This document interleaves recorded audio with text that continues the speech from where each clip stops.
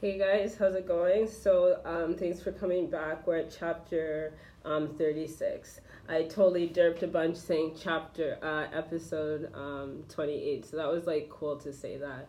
Yeah, I'll just jump into it. It's called Play the Game. So this one starts with she emerged out of the depths of the cave like a ghost. Moments after our heavy breathing slowed, we laid there collecting ourselves on a jacket we just realized was too small for both of us. She stood in front of us and tilted her head in curiosity. Then she leaned against the wall that dripped from perspiration. With tears falling from her eyes like sap from a tree, she stood there caressing a sick bat as its wings made spasms and flickered in her knowing arms. I am glad you two played the game well. It would have been heart throbbing to lose you two. She looked at us in admiration and smiled with the same mystery in her eyes. Play? So, I whispered, this was all a game? River finished as he held me close.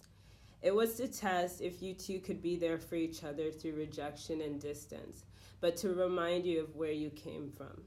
I looked back at him as he played with my stomach and we smiled. I touched his face and got lost in his eyes, almost forgetting Lydia was there. He looked up and I turned around and she was gone. We heard a flutter and saw the bat fly across the face of the moon. We went back to our lives, but I couldn't seem to shake an uncomfortable feeling. I woke up with a twisted view on the world. I honestly just wish it would end. But I know I don't mean this literally.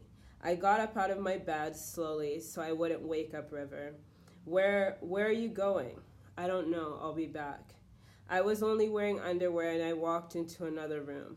I sat beside the couch on the floor, distracting its purpose. I turned on the TV and watched it with fake enthusiasm, laughing at bad jokes and blatant simplicity. I laughed and I needed that. I got up and I walked back to bed. River wasn't facing me, and I held him and played with his hair. Somehow I went to sleep with a smile on my face. I hated this world, but at least I hated it with him. So this one, there were kind of a few cool points. I'll go into it quick. So like the one line where she says like, like I wish I wasn't here, but I don't mean it literally. Kind of thinking of like say with psychology and stuff like that, it's like they'll ask you are you thinking of suicide or and things like that, and I don't know, my response anyways is it's like I'm not going to say I've thought of suicide or something, but in my moments of like frustration of just being in this world and like the things that my head wants to deal with and things like that, it's there, but it's not.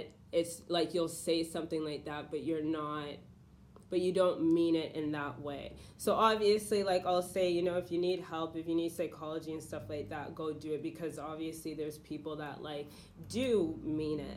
But in my sense, it's like this feeling of like, can it just stop for a sec? Could like all of this stuff go away? And obviously that's why we dream, that's why we go to sleep, and narcolepsy is like horrible, right? Is because sometimes you just need to shut off. And in that realm, it's a whole other type of universe and a whole other type of perspective. I just like to put in that. And then also the bats. So that reminded me of a time I chilled with an ex, and we like were looking up at the the sky, saying that we're seeing bats and things like that. So that's kind of where that came from.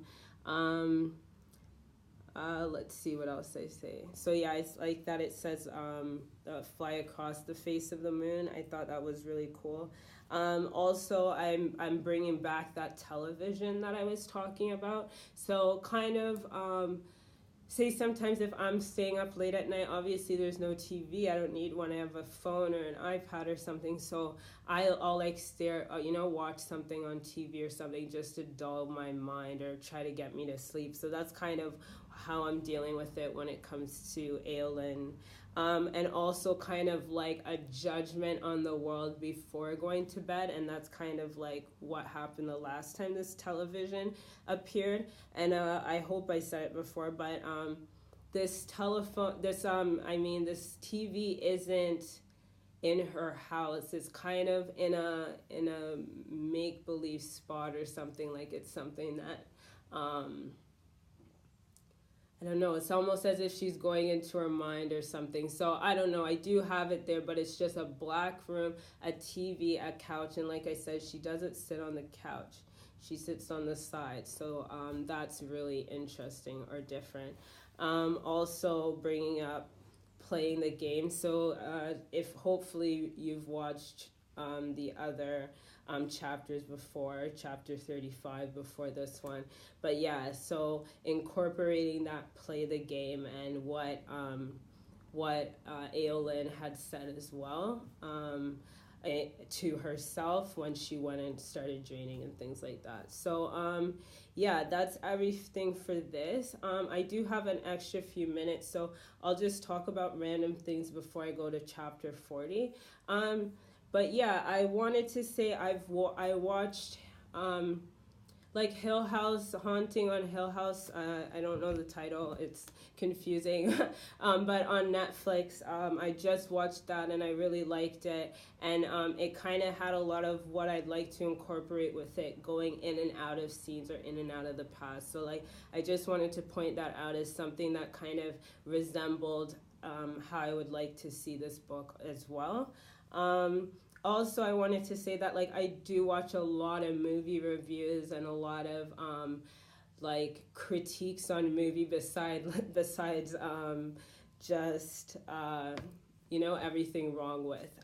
So I think that's where this kind of interest comes in with editing the book here, and why I'm doing it this way is because of that critique, because of that like looking over and like coming up with different analogies. So like I said, with all these chapters, it has to do with punishment, you know what I mean? And like obviously when I was writing it, I did not see that, I did not do that intentionally, but it did have something about like coming back together, still knowing yourself, still connecting and being who you are, but like also the feelings and how uncomfortable it is to be punished. So yeah, it's nice to like critique it and look into it. And like I said, it'd be cool to have a dialogue with other people to see what other analogies they come up with, because I've wrote things all the time and people say the craziest things where I'm like, that's not what I wrote, but like I'm glad you like found Jesus in that. I'm glad you found that like perspective, but I didn't see that. But yeah, it's nice and cool to see how other people pick your mind. So the same thing that kind of comes from movie reviews is there are so many ways that people see and like critique things, and some clearer than others. Like I saw one on Event Horizon that I thought was very clear, and I've seen so many Event Horizon movie reviews, and there was one where I'm like, wow, that was cool, or say I agree with it, or like they defined it clearly. So things like that. So I just want to do that with my book, where it's like I am critiquing it and like looking at it and sharing it at the same time. So that's kind of where all of this is coming from. I'll end the video for now. I'll go to chapter 40 and we'll see how that goes. All right, thank you. Bye.